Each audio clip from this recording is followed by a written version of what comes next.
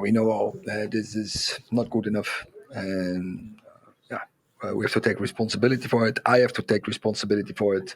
We don't give the performance, so I feel sorry for the fans. But what I say, that is below our standards, and we have to put it right. The fans, as you talk about, this has been going for about 7 or 8 years now, and I know that you haven't been responsible for all that time. How do you put it right, though, now? We have to recover from it, but we have still we have to do quickly recover. And Saturday is the next game, but we have to raise our standards. This is not good enough. Can I ask, do you have the right characters? Do you have enough characters in this group of players to meet those demands, to meet those standards of Manchester United? We have. I'm confident in that. Players will stand up. They are sticking together. You have seen they tried, but we know this is not good enough. And as I say, I'm responsible for this, and we have to do this together. You are responsible, but they have confidence, they have belief, and when confidence is down, it's quite tricky for that individual person to get it back. I assume that confidence is suffering right now. Yeah, that's logical, but you only get your confidence when first that you want to play. First, you get confidence when you get the right results, and it's only possible when you are following the rules, following the principles, be in the game, winning your battles, going to the fight, but especially do it together. You have to do it as a team. And is that why you say stick together, and that's the way you will get through this? That is the only way. That you have to stick together, but you have to be disciplined, and you have to do it in togetherness. Everyone has to take responsibility, be accountable, and cooperate. That's the key word. And just lastly, when you say you're responsible, do you make changes? Do you do something different this weekend against Fulham? First, we have a night's sleep, and then we will pick the team and the tactics. And most important is, I think, the mentality where we have to put in. Erik, thank you for your time. You're welcome.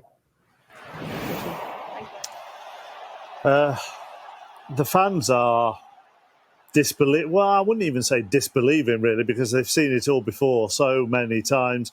Newcastle fans waving them goodbye as several of them left early. A man alone with his thoughts in the technical area there. A few of the fans turned to question him at times during that 90 minutes. The stats are bleak for Erik ten Hag at the moment. You can take your pick from any of those. 5 of the 10 Premier League games this season lost. 8 of the first 15 this season. You've got to go back 60 years for more defeats at this stage of a season. And they have spent a lot of money, have Manchester United. Juliet asked some great questions there. Andy, did you learn anything from the answers? Stick together. And ultimately, that's what you have to do. Difficult situation, as you know, losing Sunday against Manchester City and then losing this evening. The performance this evening wasn't good. I think he knows that, and I think he appreciates that. He's talking about, obviously, he's got to look at himself, but I think the players really need to have a real good look at themselves now, because once you cross that white line, it's not about the managers, it's about players playing for each other. I said those United fans may be in disbelief, but they have seen it before. And I do wonder, Izzy, whether there are lots of United fans here who are thinking, seen it towards the end of David Moyes, seen it towards the end of Jose Mourinho, seen it towards the end of Ole Gunnar Solskjaer, seen it virtually the whole time under Ralph Rangnick, not necessarily Van Gaal because he won the FA Cup, of where it looks like there's a massive disconnect between, whether there is or not, it looks like there's a disconnect between players and manager. Could say that, yeah. I think from a fan's perspective, the one thing they need to see on that pitch is evidence that there is fight, togetherness, a plan, a willingness to attack, a willingness to defend, because that's what the fans need to see. And if there was genuine signs of that from the players, I think the fans would have a little bit more patience with the project, if we want to call it a project. But generally speaking, I don't think said at this moment with Manchester. I think actions have to take the lead, and it's really tough to sort of analyse. He said to Juliet that he does have characters.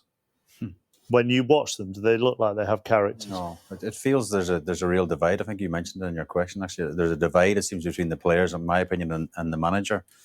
I think there's a lot of fallouts behind the scenes that maybe we don't know about. You know, Varane's missing again tonight. He didn't play in the derby at the weekend. Ill, apparently, tonight. Ill, yeah, okay. Yeah, Sancho's out of the picture. Anthony's had his issues. There just seems... You mentioned at the end of any managerial sort of reign at any club, there's always a seem of disbelief, and yes, their players have to take responsibility because that's their job. As Andy says, when you cross the white line, you're doing it for yourself, you're doing it for your family. But it seems sometimes at the end of someone's tether, the players seem to, I don't say down tools, but it seems a bit of a disconnection. And again, like in losing the derby the weekend here, losing it again tonight, you know, the fans, and credit to the Man United fans who turned out tonight because there was a huge following tonight, but again, after an hour, the game was over and a lot of them went home early. Gary said it in commentary as well. Do you think some of the players think that they are showing character, whereas Gary said they're being petulant? Well, it depends how you view character. I think I know where Nev's coming from, because when you're playing successful teams, you know, you've all stand up because you're big characters. And I touched on you can stand up in various ways, yeah, can't you? You can do, You don't just have to go and kick someone. Of course, but I think once you cross the white line, I touched on it with Shay, you're your own captain. There's 11 captains out there. I mean, so you're all pushing and pulling in the same direction. I think sometimes I'm looking at Manchester United player at the moment. I think some of the players are playing for themselves. You know, when you lose confidence, yeah, you do hide a little bit. And you're looking at that performance today and obviously the performance on Sunday. You turn around and asking questions, what's actually going on here? That's why everyone keeps asking all these questions, because there's no answers coming out at the moment. 5 of their next 6 are away from home. I wonder whether that may help. I mean, their only home game is against Luton, which will bring a different type of pressure and expectation actually from the crowd. But the other 5 are away. Well, if they don't get a result against Fulham and they don't go away to Copenhagen and get a result, that Luton game at home becomes very, very tense. In the graph as well, before you said about the money spent, he spent 400 and whatever was 11 million pounds. I mean, you can talk about the previous managers and you say you have to give him time, you have to get his own players. That's his team we're looking at now. And they were poor at the weekend against Manchester City. He made quite a few changes tonight to try and freshen up, to give these guys an opportunity. And they were poor again tonight. And where do they go from here? There's, you know, Gary mentioned when he's walking off the pitch, Ten Hag got a lot of thinking to do himself over the next couple of days. But do the board and the directors at Man United have a lot of thinking to do as well? Is it going? Do you think they?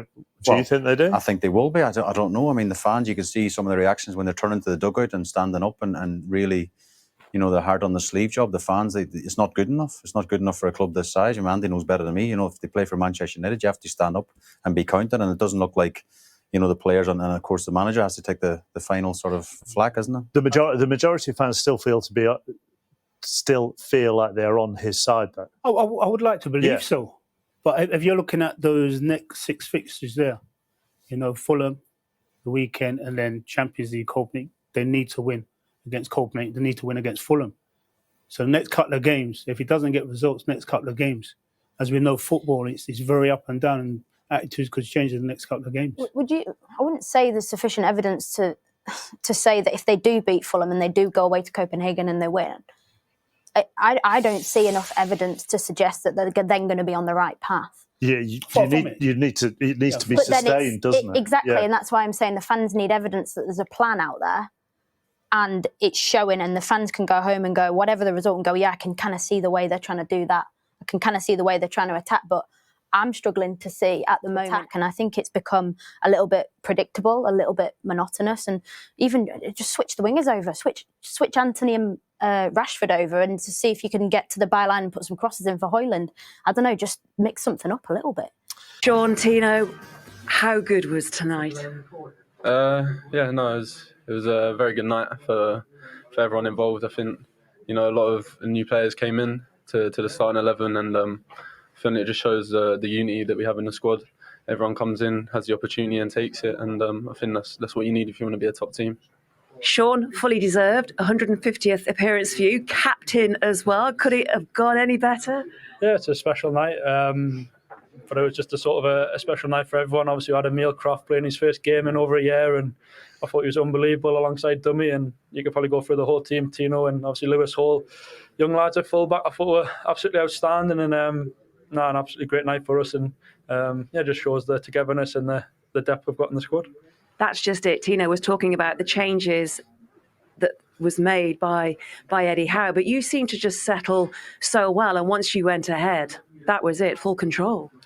Yeah, I mean, the manager gives us a game plan every weekend. There's a reason he's so good. He makes a lot of it look really good in his system. And it's a pleasure to play from. And like I said, we've got really good depth in the squad. And obviously we've got lads who've trained a lot and been waiting for a game. And like I said, I thought everyone was terrific tonight. And obviously see all the away fans as well. It was a really special night for us.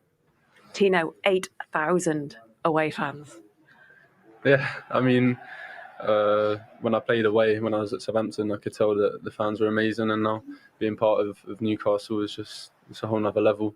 It's just amazing when you hear them chanting your name, and it just makes you want to run that extra yard and give everything that you got. It's something as well to beat both Manchester clubs with a clean sheet too. Yeah, it's something that the coaching staff drive into us every day. That's how you win games. That's the foundation that you build on, and like Sean said, everyone that came in, especially the defence, I think showed that we've got the mentality to never want to concede, and that's a big thing for us. The workload has increased. Cup finalists last season, is that belief, quarterfinals, that you can just go that one step further this time around? Yeah, hopefully, obviously that's the goal. We want to try and get as far as we can in every competition, and we obviously fell at the sort of final hurdle last year. And like I said, I think we've got a better squad this year. We've got a lot more depth, and like I said, it's something we're obviously targeting. We haven't won a trophy in a long time, and if we can be the group to do it, that'll be amazing. But sort of one game at a time, and hopefully we get a nice draw the next round. Well, you've got quite a big weekend coming up, and then obviously you've got the Champions League as well. But that workload, it has increased, but you guys just seem to be enjoying it so much. Yeah, I mean, obviously that's down to how well the team done last season, and now being a part of it. You see coming in training every day how much everyone works and gives, and that's your reward at the end of the day, playing in the big games and lots of competitions, and something that we as a club will look forward to. Through to the quarterfinals, you're also, Tino, player of the match. Sean, do you want to do the honours? I know you've been practising, so here we go. Cheers, thank you. Thank you. Sort of watch that and listen to that, and there's in many ways a sort of quiet determination and expectation that they were going to do what they did tonight. Yeah, and you can sense the togetherness, the unity. Livramento alluded to that, the unity, and it's also like you can't help but smile listening to those two guys speaking. Like Longstaff, obviously the story behind him, with a Geordie, a local lad, and then Livramento coming in as Kieran Trippier's sort of second choice, as a right back, and you're thinking, well, he's learning from one of the best fullbacks in the game at the moment, and the fact that he said how enjoyable it is going into training every day, it's a breath of fresh air listening to that. It is. He was instrumental in the first goal, was Livramento. Yeah, I mean, he had a brilliant game again, and as he rightly said before, he was man of the match against Man City in the previous round, and man of the match again. So Trippier is a great guy to be helping this guy in his career. But yeah, he picked it up when Man United look at it. Maybe they should have put a few tackles in, didn't, and he just kept going, and then it's the perfect weighted pass. I know we spoke about Dalot at half time, but if I'm focused purely on Newcastle, it's brilliant from Livramento, and to take the ball up from that position, you think he's driven 60 yards there without anybody. So if you're Erik ten Hag, you're thinking, what are we doing? Like, why is no one tackling? He can pull him back, just try and stop the play. But Take one for the team. But take nothing away from that pass, the weighted pass, and Almiron's touch was brilliant, and his second touch was even better. But yeah, Livramento was superb in this.